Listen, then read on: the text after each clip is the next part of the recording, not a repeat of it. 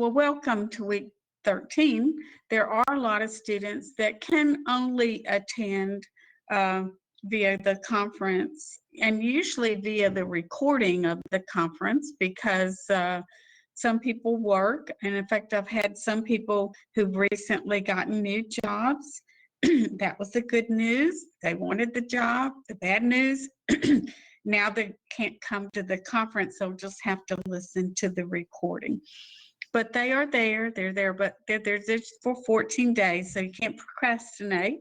And anyway, right now, if you procrastinate, we're almost at the end. We've got three weeks left, and that's not good. Okay, so where we stand, just kind of keeping us where we are in it all this weeks. There are 16 weeks in a semester. In the summer, it's like 8.5 weeks. So just kind of think about that.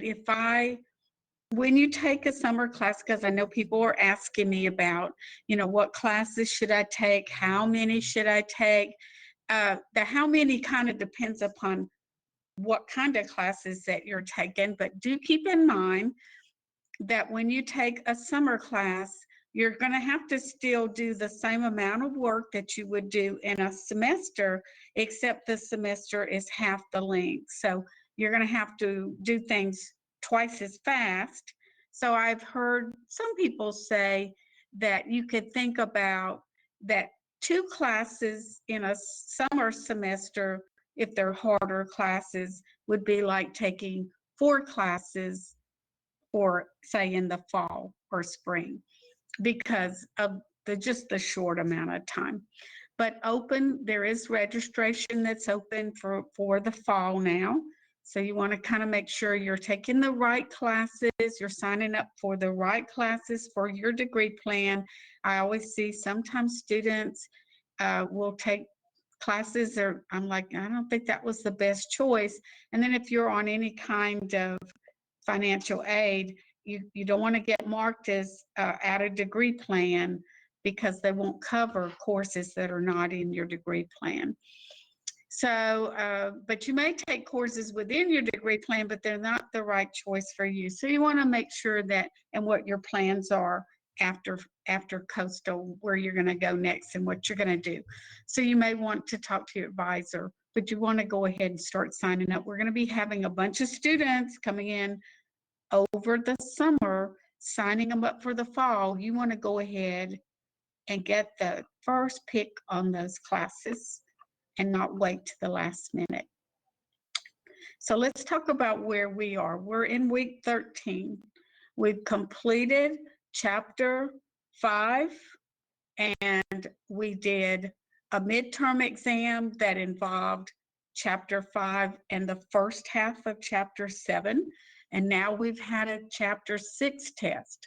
We have one more chapter test before the final, and it will be the second half of chapter 7 and chapter 10. In chapter 10, we're not going to spend a lot of time on. It's conic sections. We're not going to go deeply into that. But what we're going to be studying in the second half of chapter 7, if you are a math or engineering, or if you have to take physics, if you have to take engineering courses, math courses, if you have to go up through Cal 2, understanding vectors is super, super important. And particularly if you're an engineer or if you're a physics major, you got to understand vectors, because physics is all about vectors. And we're just getting in this class, we're just getting introduced to vectors, but there's a lot more in vectors that you'll be needing to learn in other courses. Then we're going to switch our attention on Thursday to polar coordinates. It's a totally different, it's not rectangular, it's a totally different way to graph points and to graph equations. So when you come back on Thursday, you want to make sure if you have a graphing calculator to have it with you, because we're going to talk about how to graph these polar graphs. And there are some crazy looking graphs. that we can use in our calculator. And we're going to learn how to put our calculator in polar mode and start graphing some pretty cool graphs. Then next week, I'm going to be emphasizing polar conversions. If you've got to go up through Cal 3 and Cal 2, we work with polar, and in Cal 3 in particular, we use polar we switch to polar a lot of times because it's based on circular things, and it's going to be easier for us to work problems that involve circular objects if we're in polar mode. And then this last little bit, this complex numbers in trig form and Demois's theorem, that has to do, I'm emphasizing that because I have a student, you probably heard me mention him before. I talked to a lot of my students, but he's the one that mentioned he had totally forgotten about Demois's theorem, and he's working on his master's degree in electrical engineering. So he already has his electrical degree, and now he's working on his master's. And for a number of years now, he's been doing it the long way. And then somehow it came out there was a shortcut way, big shortcut. And he went back to his trig notes because he kept my notes. And sure enough, I had told him about it, but he'd forgotten. So I don't want you to forget if you have to have that. So we're going to look at that. Then week 15, we'll do chapter 10. We'll review the part for this last test, the last chapter test.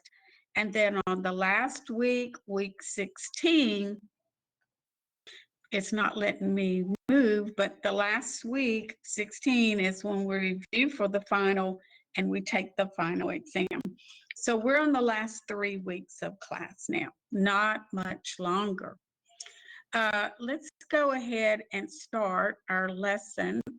I'm just going to highlight what we talked about in chapter 7.3, which was an introduction to vectors. So if you missed this, you really want to go back and listen to the recording, because we talked about what is the vector, how do I graph a vector, how do I express the vector in component form, or in terms of a linear combination of I and j, or even how do I take a vector and graph it. And then we talked about the magnitude of a vector, and how do I multiply a scalar, and a scalar is just a number, not a vector, like 4. 4 is a scalar. How do I multiply 4 to a vector? And then lastly, and this is an interesting thing because we really in calculus don't get into this last one until we get to Cal 3, but we do get into it in linear algebra. Linear algebra, we look at it in the very first chapter. And how do I create a vector? By just knowing a direction angle and the length. Magnitude means length of the vector, the distance between its endpoints. And so let's start there. And again, vectors are not just used in physics and math. It's used in medicine and in meteorology, and lots of different kind of sciences use vectors.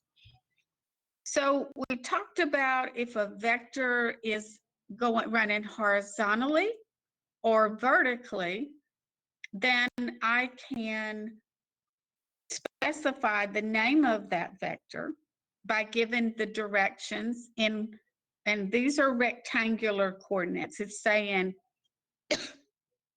if I'm heading west, that's left, go left 8 miles and then stay there.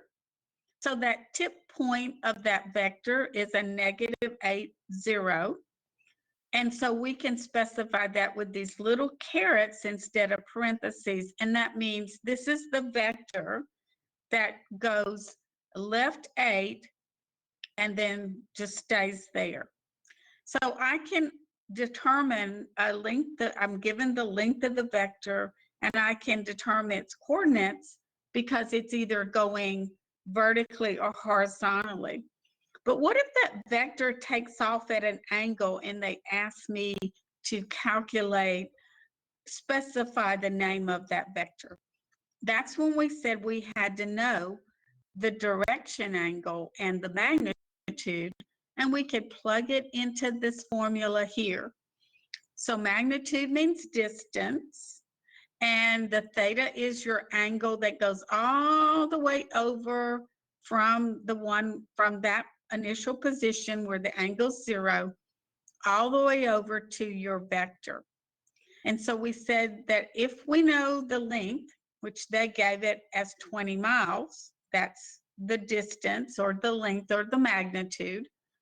And I could go, the angle though they gave us was 30, but the direction angle is not 30. This was just a little angle that helped us to figure out the direction angle. It's kind of more like a heading, like 30 degrees south of west. It's kind of more like a heading.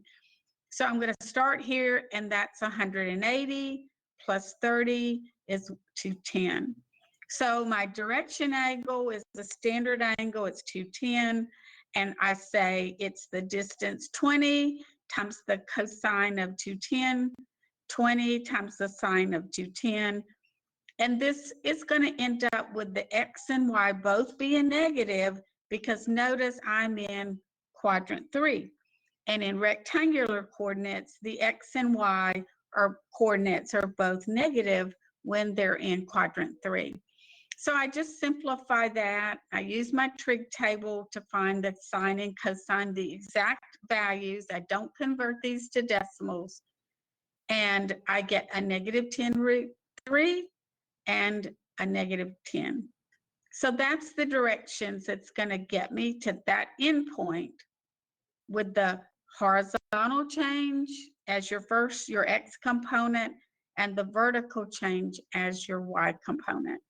So this is where we ended up with on Thursday. And now today we're going to go into vectors addition. So we talked about if we know the component form, we can sketch a vector. So we had looked, and we had even seen that I can, starting at the origin, I can count spaces. How do I get from the beginning point to the end point? That's where the arrow is. And I'm going to go right 4, down 4. So we can see that's the vector 4, negative 4. Now, talking about magnitude, we said we can find the magnitude by taking the square root. We take its first component and square it, and we take its second component and square it, and then add that together, and that's the length of that vector. So it's like the hypotenuse of a right triangle. It's coming off the Pythagorean theorem. And we said also that when we multiply by a scalar, like if we said 2 times v, that means 2 times the first component, and we say 2 times the second component, and that gives us 10 negative 6. We said when we multiply by a positive number, that vector will change its length, but it won't change its direction. So if I multiply this vector, which is left 2 up 3, it's in red there. If I multiply it by a positive 3, that vector will stay on the same line. It's going to be a parallel vector. It'll be on the same line as the v, but it'll be 3 times as long. So it's a vector that keeps the same direction, but it changes the length, the magnitude of it, when I multiply by a scalar. Now, if I multiply by a negative scalar, it'll change the length if it's like a negative 3, but it also changed the direction, but it's still going to be on the same line. So this will actually go a -3 in the opposite direction that it was going in. So a negative will change it to go head in the opposite direction. And depending what you multiply it by, it'll change the length. Now, if you were to take V, let's look at V right here. If I was looking at V and I said, well, I'm just going to multiply it by a -1, then it won't change the length because I'm multiplying it by a 1, but by a -1, it'll change its direction. So a -V will go in the opposite direction, and instead of it going left 2, it'll go right 2. Instead of it going up 3, it'll go down 3. So it'll go just a negative will cause it to flip and go in the opposite direction. And a -1 does not change the length if it's a -1.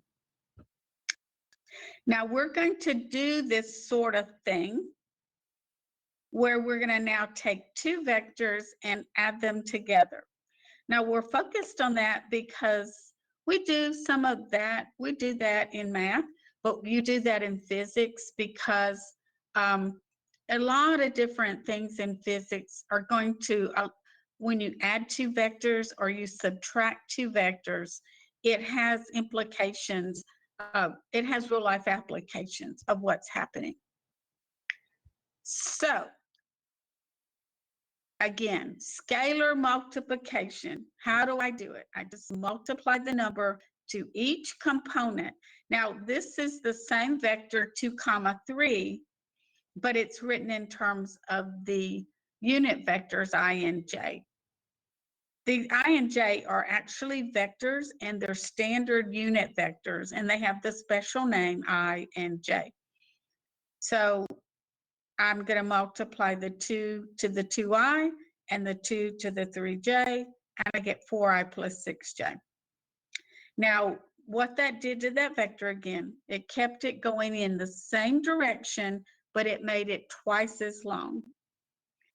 Now, a -v causes it to stay the same length, but it flips it going in the opposite direction. So this would be a -2i subtract 3j, because the -3 would just be subtract. Now, if I had another vector called w, so we can give these vectors names, and particularly in the science classes, you'll see them put a little hat or a little cap if they're sketching it out.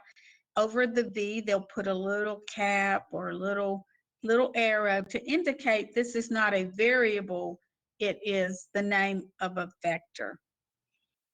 But I don't really have, it's too much to try to do that. So 2w is 2 times the vector w. So that'd be 6i plus 2j. So this vector was twice as long going in the same direction. And then a -w, it's the same length, goes in the opposite direction. That would be a -3i plus j. Now, graphically, what happens? We talked about that this was V, that I can sketch V. This is a different V than what was in the previous lecture, but 2i plus 3j means go right 2 and then up 3. So go right 2, up 3. That's your end of the vector. So again, a vector is a line segment, not array.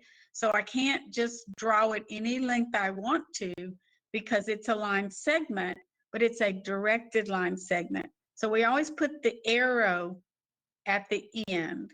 So we start it in standard position at the origin, and then we do the directions to get to the end point, and then we connect the dots, connect the beginning and ending points, and put an arrow at the ending point.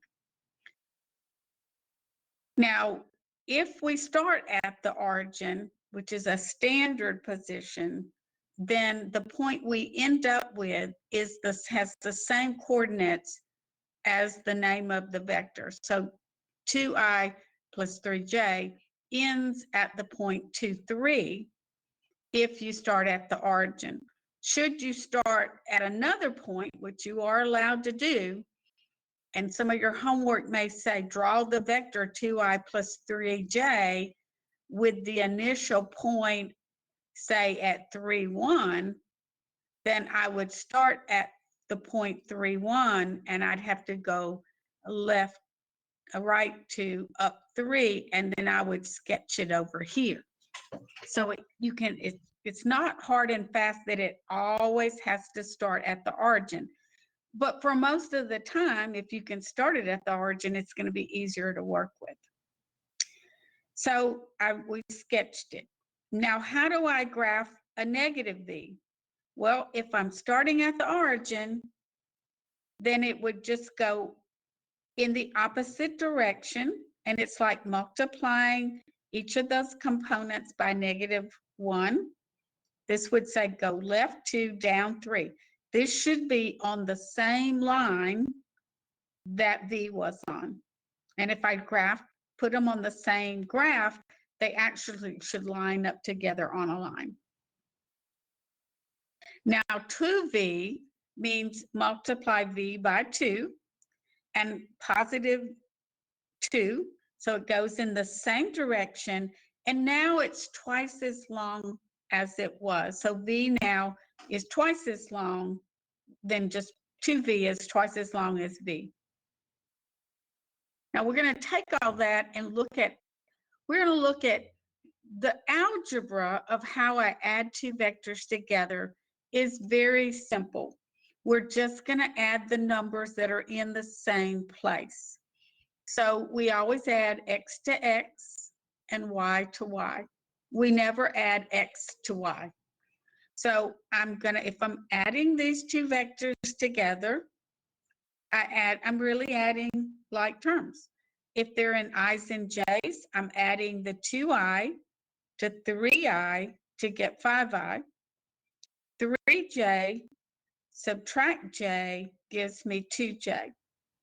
So I added 2 and v and w, and this is the vector I got. Now, how do I subtract them? I'm going to have to distribute that subtract sign. So this would be Hello, guys 2 and gals. Subtract 3i, 3j, subtract a -j means add j, because we're going to subtract and then subtract. So subtracted negative means add.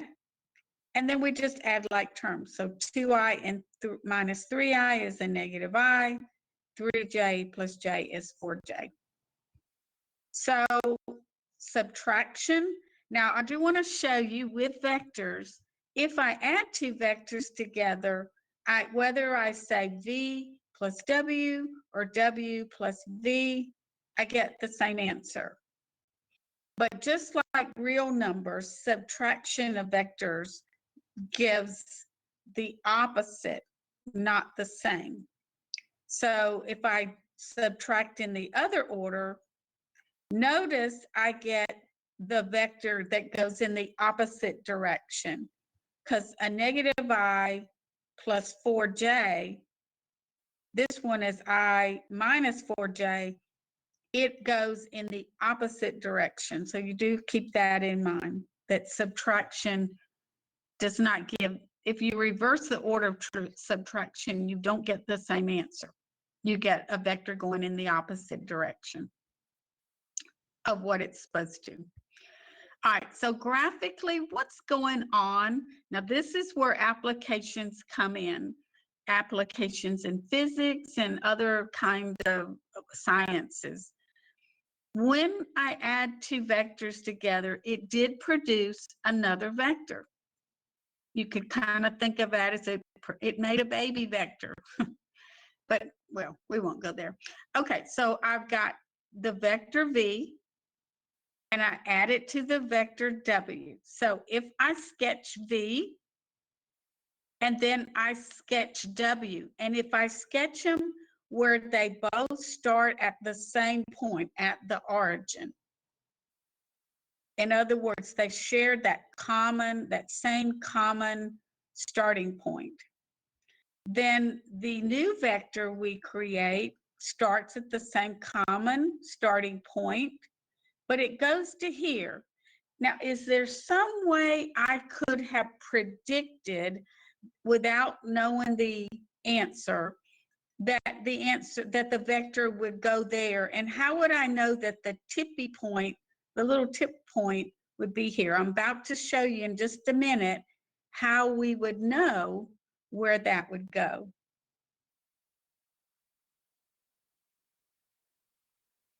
So basically, if we were doing it, we're going to sketch the V plus W.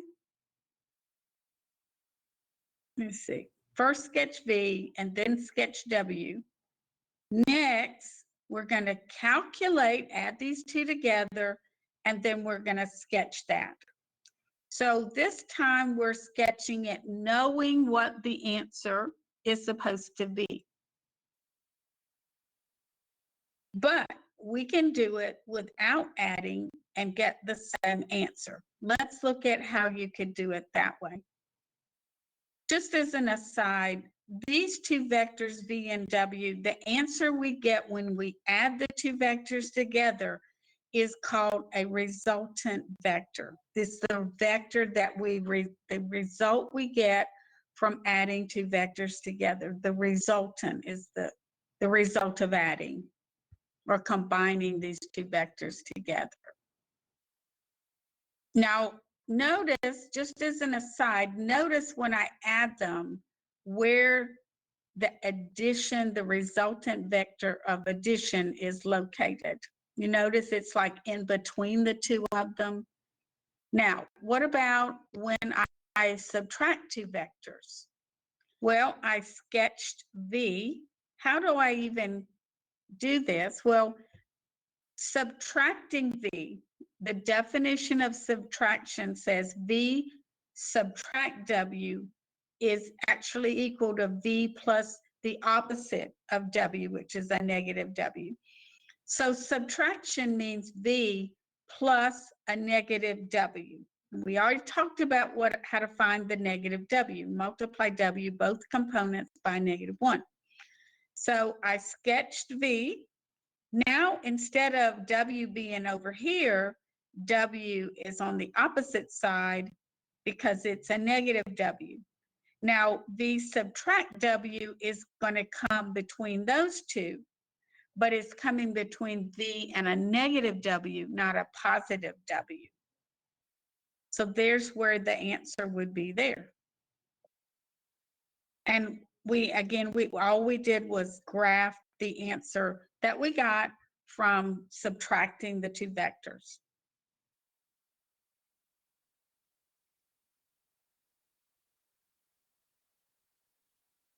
Okay, we're still getting there. I don't know, I'm taking time, I'm going over. Okay. Now this concept of adding is called a linear combination. And we really get a lot into that, like tons into that in linear algebra, that math class. But when we create a new vector from two other vectors, that answer, the answer vector, the resultant vector, is called a linear combination. So what is a linear combination? A linear combination is where I do the scalar multiplication. I multiply the V times the scalar and W times the scalar, and I add them together. The answer is a linear combination. It's a combination of those two initial vectors. And it's a resultant vector. And it doesn't have to be, I could have said 2V plus W. I could have let W just have a scalar of 1. It doesn't have to have a 2 there. But any number times the first vector plus any number times the second vector, and then you combine them, gives you another vector that is a linear combination of the first two. We spend a lot in this class, we're just going to do the linear combination, but in linear algebra, we try to determine if I'm given this vector and the answer is this, we can figure out pretty easily with the calculator what the scalars had to have been to produce that. And we do a lot of like detective work going backwards to figure it out. So this is for an example. I started with V and I started with W and I ended up with this vector. What were the scalars that produced that vector? We can do that very easily in linear algebra. But in this class, we're just going to do the math and get the answer. So we're going to say 4 times V and a -5 times W, and I'm going to add the like terms. So add I to I and J to J, and this is what I get. Okay. Now, what's going on graphically with this? And right now, I'm just showing you that if I were to graph V, and then instead I graphed 2V, that would go in the same direction and be twice as long. So if this part is V, if this is V, then this is 2V. Now, if this is W and this is 2W, when I added the V and the W, I got this. But when I added 2V and 2W, I got this. Now, again, we're going to talk about how we can come up with the answer without actually having to do the arithmetic of adding the two vectors together. We could, just from the graphs, we're going to learn how to predict where that endpoint is. And it's really simple how to do it. And we're going to talk about that. And if you go in your physics class, if you take physics, you'll be talking about that. And many of you may have already taken physics. All right, so this was, now notice the length of this resultant vector changed because of the fact that we had used 2V and 2W. So here are some ways that there are two different methods where instead of taking the components of the vectors and adding them together and coming and then sketching the answer, we can just sketch the answer without having to ever even see the components. So we're going to graph V and W, but it's entirely possible V and W may already have been graphed. And instead of taking the time to figure out that V is 2 right up 4 and W is 3 left up 3, there are two methods for finding the result of adding them together. One is called the parallelogram method. So from the end of W, I re-sketch V, which was 2 right up 4. So I go 2 right up 4 and put a dot. Now from the end of V, I sketch W, which was 3 left up 3. Notice I ended up at the same dot. The resultant vector starts at that same point where they both started, and it goes all the way to the end point, and is in fact a diagonal of the parallelogram that we've created. Remember, a parallelogram is where it's like a rectangle somebody sat on. The opposite sides are congruent and parallel, but a parallelogram does not require the interior angles to be right angles. They can be different angles. but opposite angles are congruent, if you remember your geometry.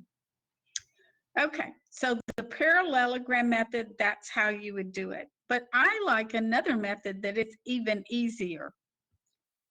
And it's called the head to tail method.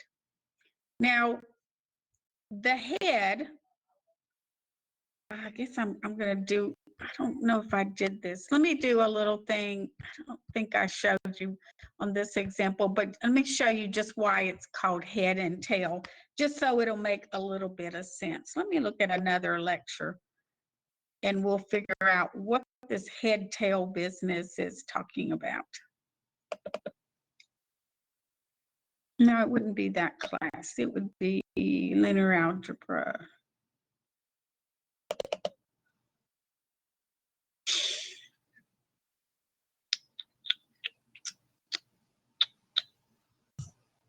It's just this way.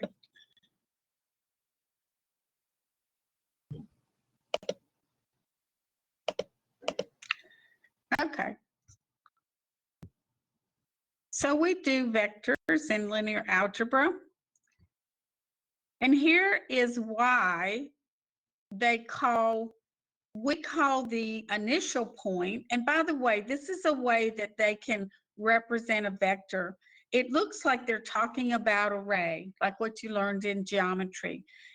And in geometry, if you put that down and you didn't say it was a vector, it meant you started at the point P, but went through the point Q and kept on going forever. But a vector is not array, but it uses the same notation, hence the confusion at first, that this is a line segment, but it starts at P and ends at Q. So the starting point is also called an initial point, and the ending point where the arrow is called the terminal point. But in terms of head and tails, which I don't like to use, but a lot of people do, so I wanted to show it to you, it's hard for me to remember unless I use this diagram here. So they've got this dog, right? And the dog is looking ahead in a certain direction, right? The dog is facing the direction he wants to maybe go. So the P is the starting point is your tail, and the ending point, the terminal point, is the head, because the head faces the direction it wants to go. And so sometimes people use a person where the tail is the feet and the head is the head. And so you're going up. And maybe that's an analogy that makes sense to you. But the feet are your P and the head is your Q.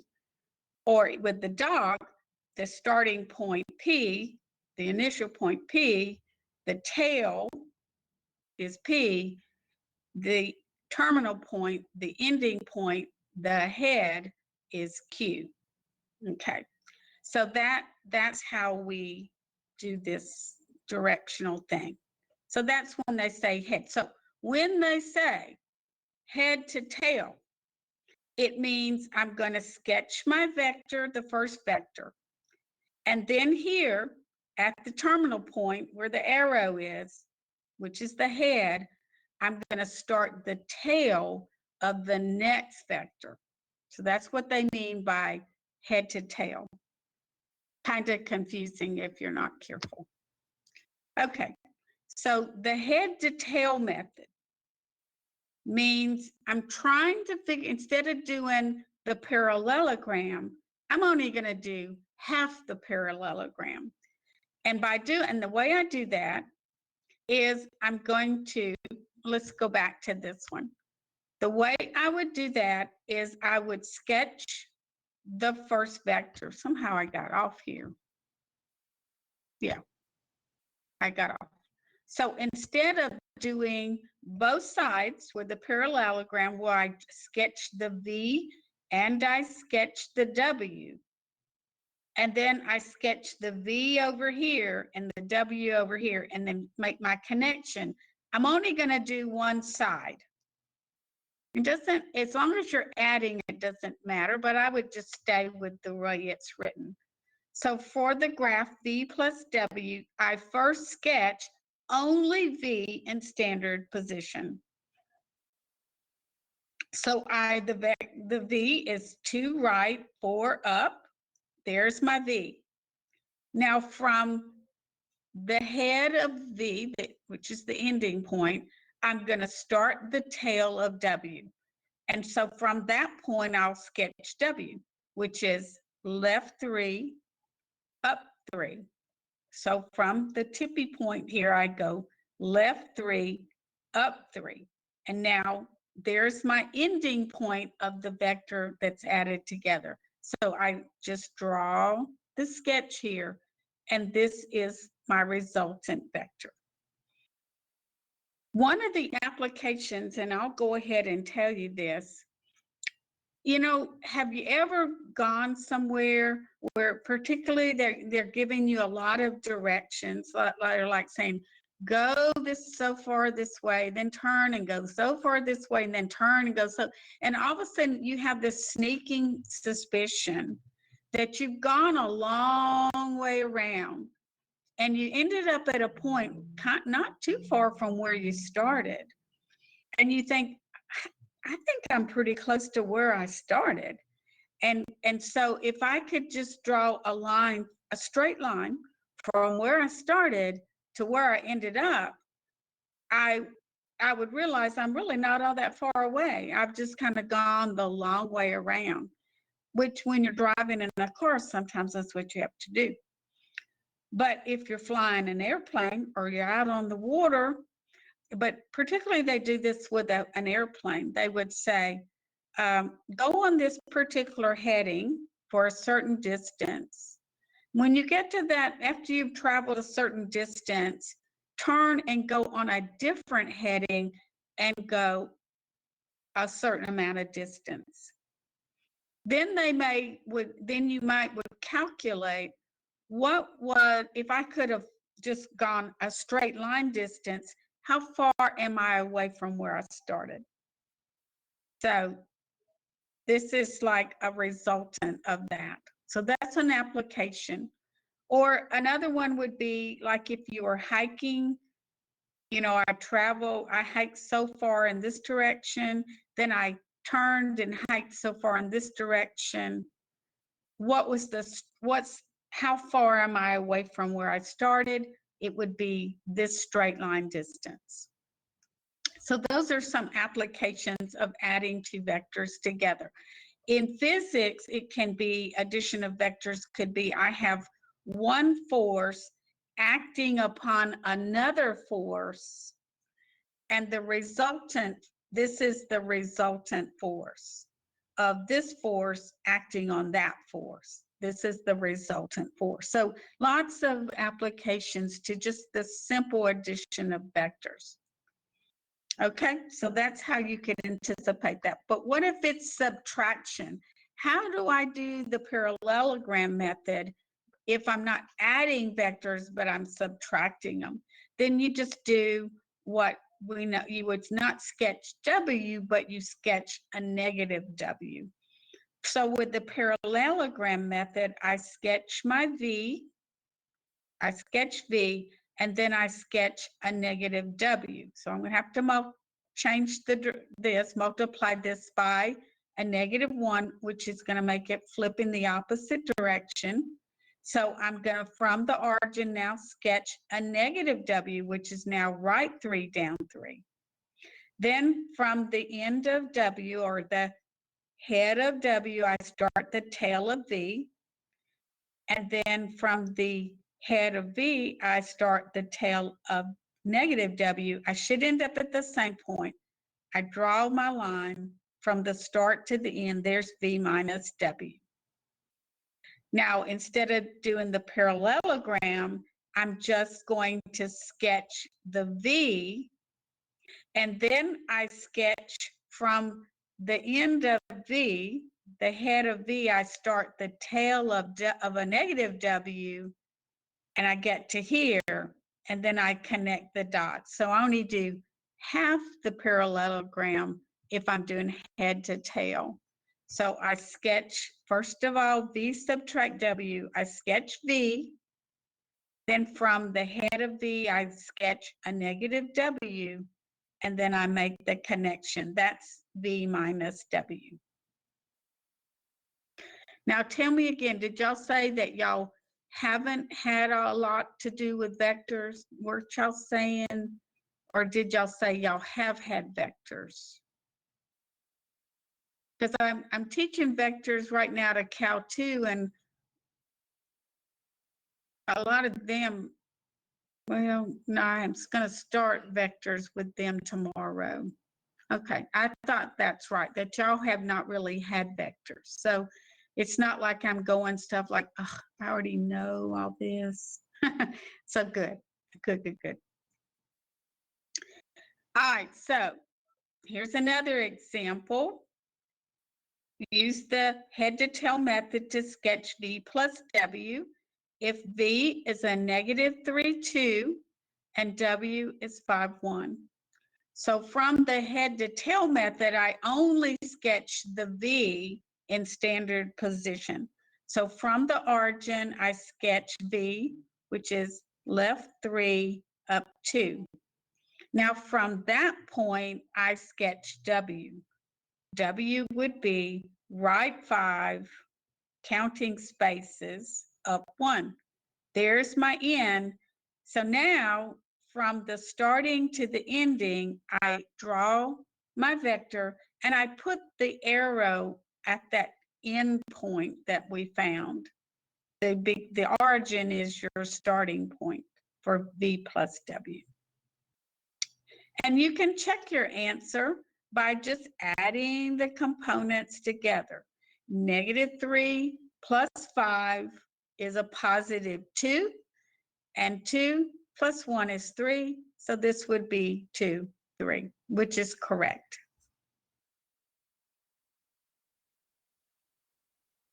And another practice with subtraction. V subtract W using the head to tail. So I first, at standard position, I sketch V, which was left 3, up 2. Then I sketch a negative W, not W, because W would go that way. A negative W goes the other way.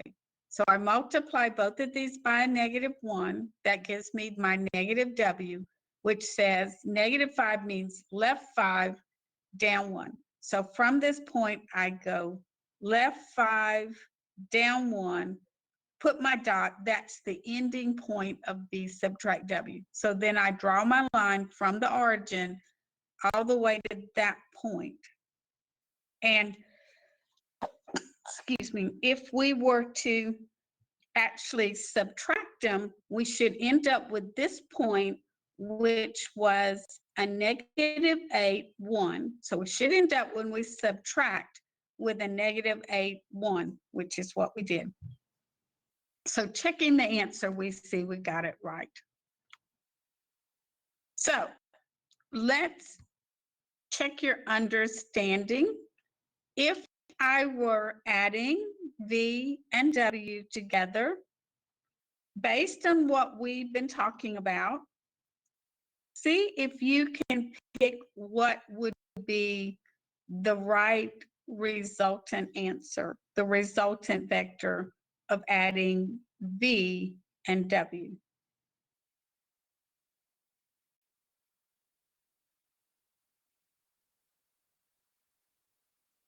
So one of the things we said, as long as we're adding the two vectors together, the answer should be somewhere in between the two of them.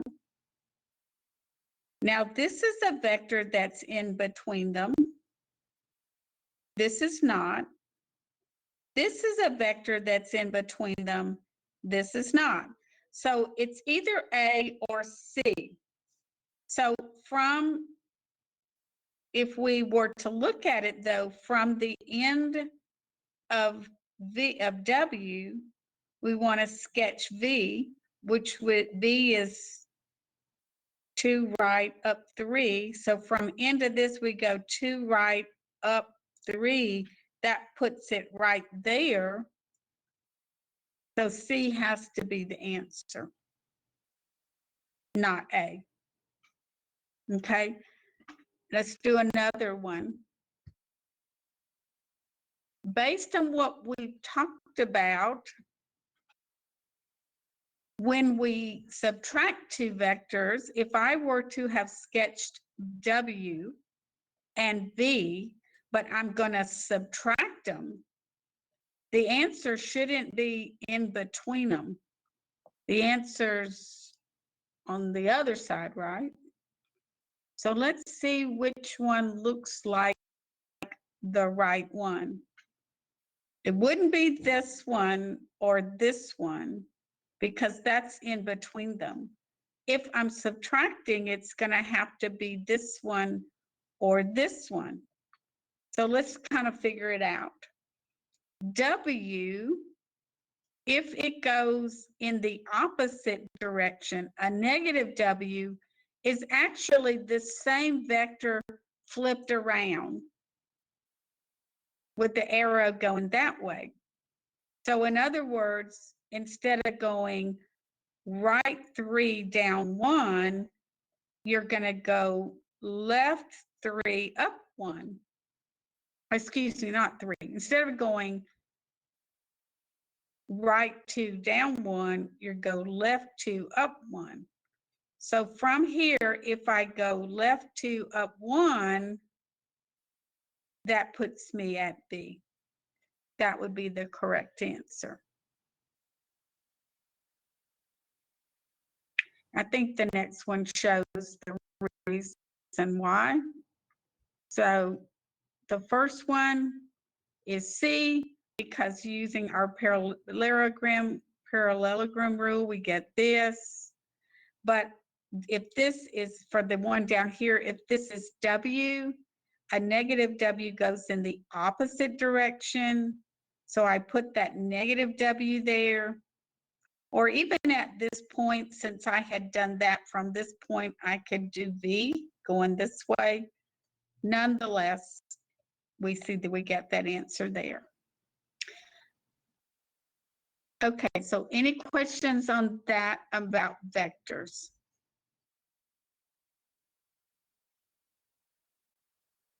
I wanted to show you something that's in this other lesson that I teach this other class, because I meant to put it in this and I didn't. By the way, let's talk about a few things. The horizontal change and the vertical change. We've talked about that our vector x comma y, the x is a horizontal and the y is your vertical. And now I wanted to show you this rule right here. A lot of times you're given vectors that have fractional components when you get up into a higher class.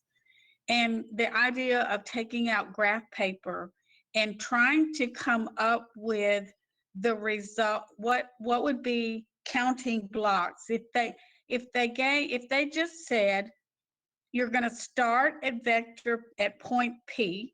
The vector starts at point P, which is the point 1 comma negative 2. And the vector ends at a negative 3, negative 5, which is the point Q. So the vector PQ that starts at P and ends at Q, do I need to get out graph paper and try to count spaces to come up with the component form for that vector? Do I have to get out graph paper and graph my starting point and then graph my ending point and then sketch a line and then count spaces from the starting point? I have to go what? The horizontal change is how many units to the left till I line up with the ending point. And then the vertical component is how many down do I need to go? So in other words, I'm going to go 1, 2, 3, 4, but left.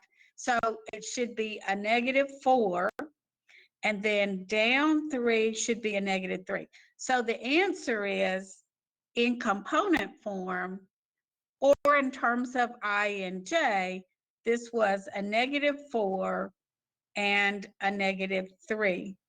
So -4, -3. Do I have to do it that way? Do I have to get out graph paper? And it answers no. There's a real easy little formula that if I said the vector starts at this point and ends at this point, then what you have to do is all you have to do is say ending point subtract beginning point. So you get the right direction, you always say my ending point where the arrow is, subtract the initial point. So let's look at doing that. So if I say P, point P, these are talking about points, not vectors, the point Q, subtract the point P. Then I'm going to say a -3, subtract 1, which gives me a -4. And then I've got a -5, subtract a -2. So that would be a -5 plus 2, which would be a -3. So my vector is -3, -4, -3, or -4i minus 3j. So let's do another one like that because so here's an example.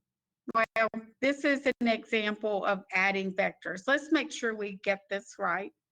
If u is 4, -5, and v is -7, 9, calculate u plus v.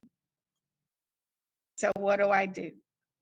I add the first numbers together, and then I add the second numbers together. So I add x and x, y and y. X plus x, I get this. Y plus y, I get that. Now, how do I subtract? Well, got to know the order. So start with u. The x, 4, subtract a -7 becomes add 7, which gives me 11. -5, subtract 9 is a -14. So that's your resultant vector. And then we've got our scalar multiplication and your linear combination, where I'm going to say 4 times the vector u and 5 times the vector v, and then I add the results together. So order of operations still in effect. I have to multiply the 4 and the 5 before I can add the two vectors together and get my resultant vector.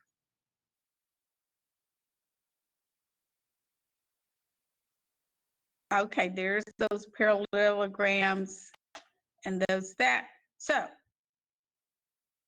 let's go back to one of these beginning ones because I wanted to show you adding again.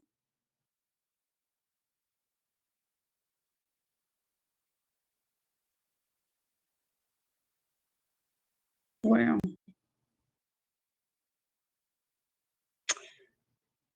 let me give you another vector and we'll just make sure everybody knows how to do this because this is really important. Let's see.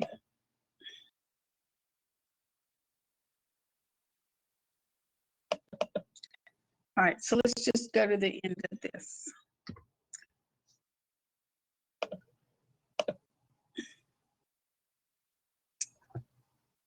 Okay, so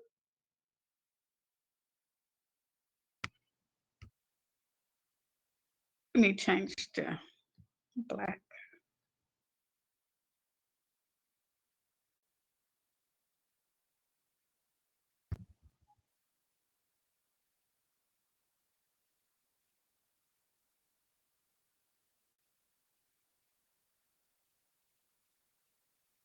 Okay, so I'm going to ask somebody, Lindsay.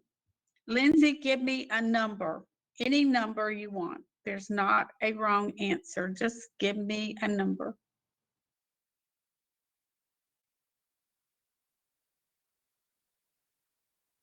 You can just type it in.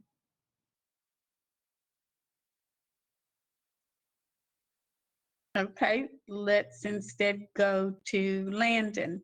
Landon, give me a number. Just type in a number, any number you want.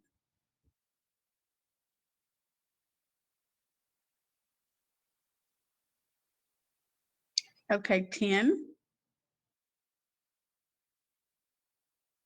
Okay, Keontae, give me a number.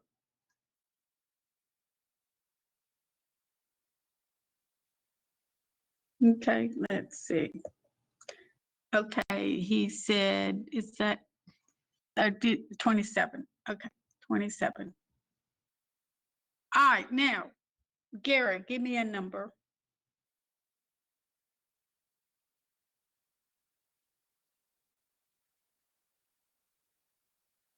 Okay, Garrett.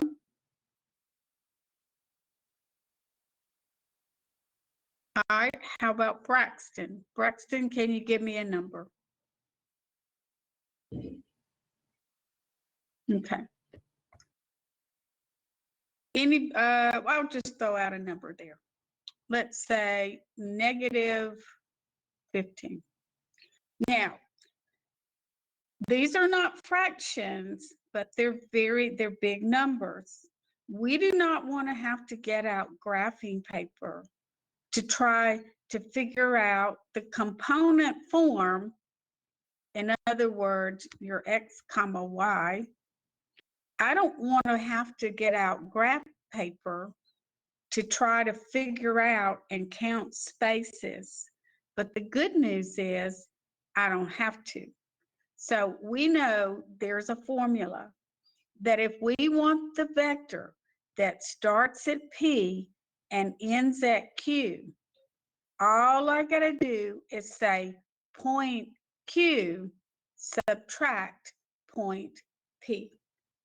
And I will get, that will give me the correct horizontal change for the X and the correct vertical change for the Y. Or in fact, it will give me the correct directions to start at P and end at Q. So we're gonna say Q minus P. So in other words, for the X component, we're gonna take our X and we're gonna subtract the P. And then we'll take the Q, Y component, and subtract the Y component from P. So now that's going to give us the correct directions that goes from X, starts at P and ends at Q. So 4 subtract 10 is a -6, and a -15 subtract 27 is a negative, what is that, 42? Because I'm actually going to add them together. 5 and 7 is 12. 1 and 1 and 2 is 4. All right. Now, how would I write that in terms of I and J? Or they say as a linear combination of I and J, that would be a -6I minus 42J. So anticipate having some questions where I would ask you to, I'm going to add some more stuff to the lecture so that you have this P and Q business. You don't have to use graphing paper. And so is that the vector or just the endpoint? It's the vector. It's the vector. Let's do another example. Let's say I've got a vector and let's insert, wait a second, let's just insert a picture here.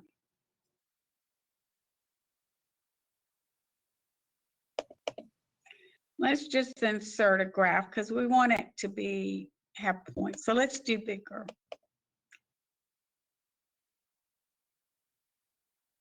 Okay, so for instance, now we're going to do a different problem here.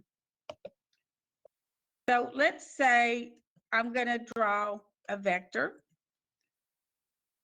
And let's say that our vector starts at P and ends at Q. And let's just pick a point on here.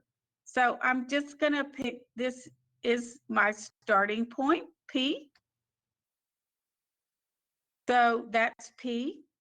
And let's say that Q is right here.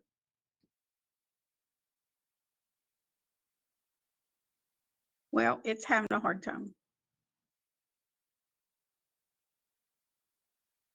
So we've talked about that to find the directions, if we're looking at the graph, we can say, what is the horizontal change? Looking at the horizontal change, we would say to start at P and end at Q, I'm going to go to there. So that would be what? The X component would be -4. And then to go from there down, and that would be, so it's left 4, but it's also down 4. So it just turned out I ended up with that. So this is the vector, right? Or we could say it's -4i minus 4j. However, I do not have to have graph paper to do that. And in fact, I just have to know the coordinates of the point P and the coordinates of the point Q. So to do this, I just need to know, I'm going to use the formula point Q subtract point P. So I'm looking at the point P. P is the point 3, 1. And Q is the point -1. These are points, -3, right? So P is the point right 3 up 1, and Q is the point left 1 down 3. So instead of having to get out graph paper and counting spaces, I can just do the simple formula. Whatever the ending point is, I say ending point, which was -1, -3, and I subtract the point that was the starting initial point, 3, 1. So now I distribute the subtract sign. And so what it's going to give me the vector directions, because the vector directions are the horizontal change and then the vertical change. So X is your horizontal change. So I'm going to say -1, subtract 3. And then I'm going to say for the Y's, that's the vertical, -3, subtract 1. See what I end up with? -4, -4. So I don't have to use graph paper. In fact, most of the time we don't. So let's do another example and just make sure that you know how to do that. So find the vector PQ. And notice I put a little hat on it, so to speak. That means vector. If P equals, okay, so we're going to start at the top. Braxton, give me a number.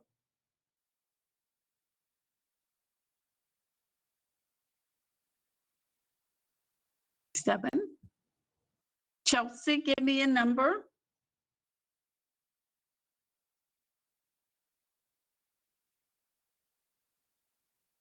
9. Okay.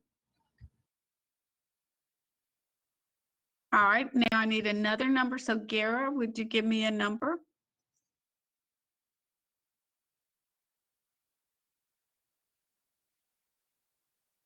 Okay, Keontae, you want to give me a number?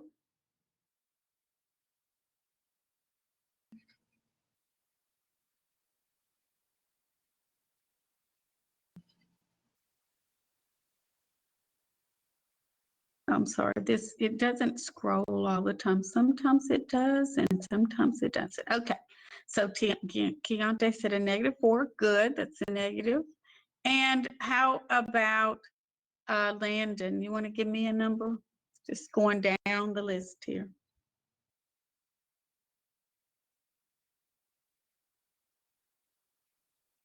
Okay, good job. All right, so make sure. So do I need to get out graphing paper to get the XY, the vector, no, I just used the formula. So the formula says for the vector that starts in P and ends at Q, I just subtract them in the opposite order. Q, subtract P. So I'm going to take the point Q and I'm going to subtract the point P in that order, in reverse order. And then that gives me the right horizontal, the right sign on the X and the right sign on the Y. I distribute that subtract sign though. You got to be careful about that. Okay, what do y'all think the answer is? And you don't have to put the little less than and greater than symbols. You can just put the number, comma, number. What do you think the X component is?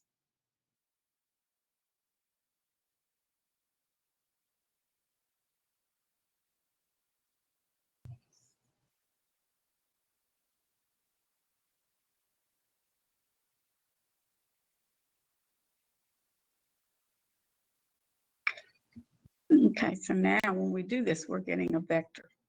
Okay, so when I say -4 subtract 7, I get a -11.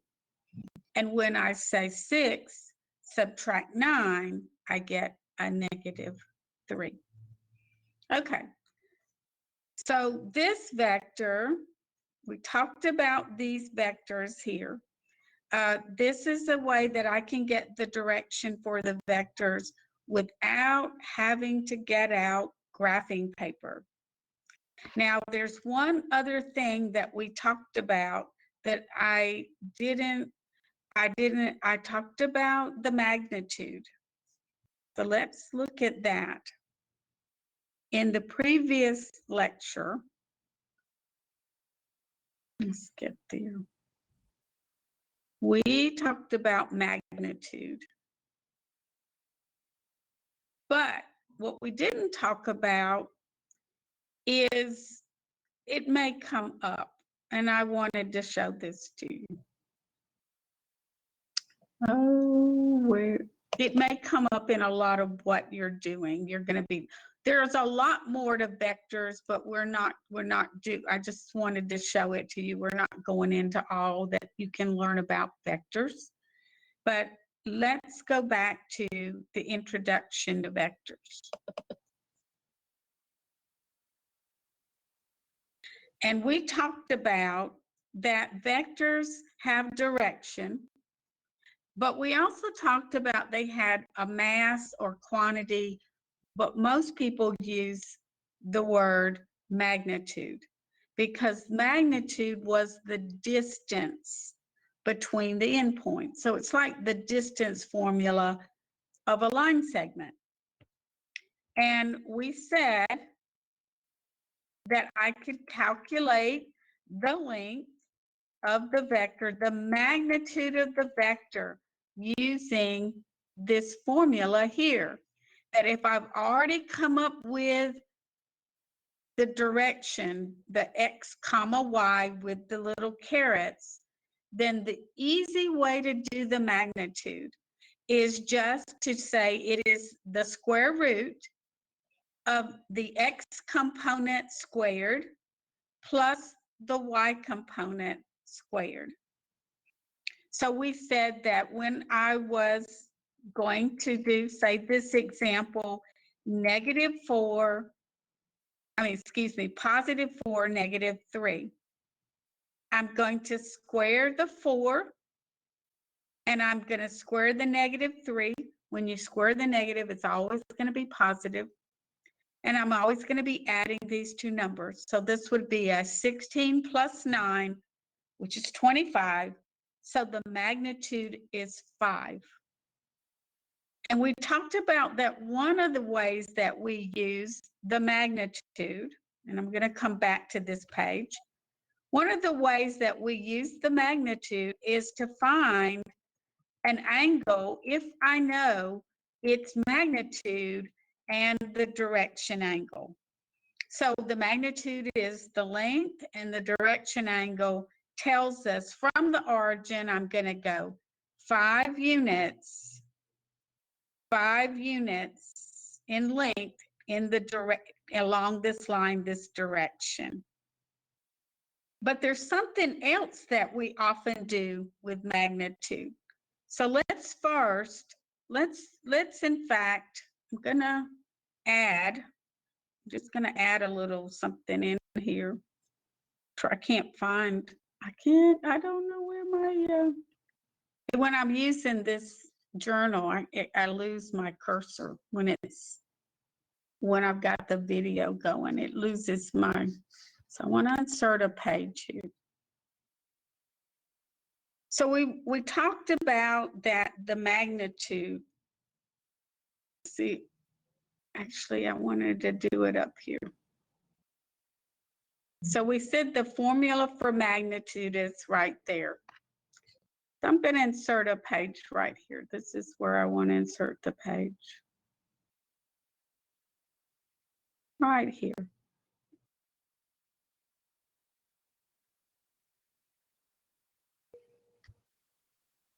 All right, so we came up with an answer here. We came up with the answer, a negative 11, a negative 3. Okay, so we said our vector PQ was a negative 11, a negative 3. So PQ is a negative 11, a negative 3. Were they both negative? Was that right? Am I remembering? Yeah. Okay. So how do we calculate the magnitude of that? And what would the notation be? So the magnitude notation uses these two railroad tracks, like a double absolute value. So they could notate it this way. They could say, find the magnitude, the length of that vector. Or they could say the magnitude, and they could actually specify the vector itself as opposed to the name of the vector. So how do I find the magnitude? Well, it's the square root, right? And then what do? I take the first component and square it. And I take the second component and square it. Now, when I square it, it'll always be positive. So whether it's a negative 11 or a positive 11, it's going to end up being 121. If my memory is right, about 11 squared, 121.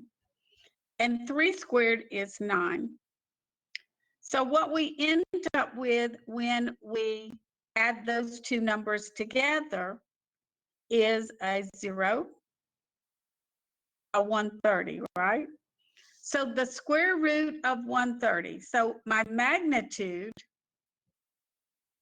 of the length of this vector is the square root of 130, which is a little more than the square root of 121, which is 11. So this length is in between 11 and 12. It's a decimal number. It's irrational. Somewhere in between 11 and 12 in length. So what is another thing that we might would do with magnitude that we often do? And that is called, we convert something to what is called a unit vector. We maintain the direction that vector went, but we change it to be a vector that's only 1 unit in length. So how would we do that? We do that by dividing the vector, each term in the vector by its magnitude. So the unit vector for PQ would be a negative 11 divided by the square root of 130 and a negative 3 divided by the square root of 130. So another application of magnitude is that when you divide a vector by its magnitude, its length, it keeps the same direction it was going, but now it's only one unit. It only has a length of 1 unit. Anyway, so we'll talk about when you come back on Thursday, I'll do a little wrap-up lesson with these vectors, like can you do the magnitude, can you convert it to a unit vector, can you add 2 vectors, can you do a scalar multiplication. So we'll come back with that. We'll do a quick thing because you're going to have a little quiz, a quiz on vectors, just 5 questions, but it's not due on, let's do on Thursday. So it doesn't have unit vector on it. So what is the final answer to the unit vector? That thing that you just saw. I know it looks weird, but that's the answer right down there. This is the answer. That it just takes the vector that you started with and it divides it by its magnitude. So for instance, if you had the vector, let's just do another quick one. Convert 7 to a unit vector. Well, all I got to do is figure out the magnitude, and the answer is still a vector, but it's going to be 2 over something, 7 over something. Now, if that turned out to be a perfect square, then it wouldn't have a square root. But if it's a square root that's not a perfect square, you leave it as a square root. So the magnitude, so its magnitude would be square root 2 squared plus 7 squared, which is 4 plus 49, which would be what, 53? So the magnitude is the square root of 53. So we just say square root 53. Square root 53. There you go. There it is. That is the answer. That's a unit vector. So I wanted to introduce you to some of these concepts because when you get into calculus, if you have to take linear algebra, if you have to take physics, these are all concepts that you're going to be having to have again, and I wanted you to have been exposed to it so that you're not like deer in the headlights. You're like, you may not remember exactly how to do it, but you'll go, you know, I remember doing that. It'll be easier the next time around when you learn it again or we get introduced to it again if you've already been introduced to it before. And that's what I want. So what do I have to do? What have I got going on? We have a quiz, and I will, on our lesson, before we go into Polar, I will go ahead and I'm going to make a quick lesson that hits all the highlights without going too deeply into vectors, to just do a little wrap up problems that we'll do on Thursday, and then we'll go on into Polar. So don't forget your quiz. Other than that, be working on your homework, and that's about it. Thank y'all for coming to class today. That is wonderful. Have a great week. Stay safe.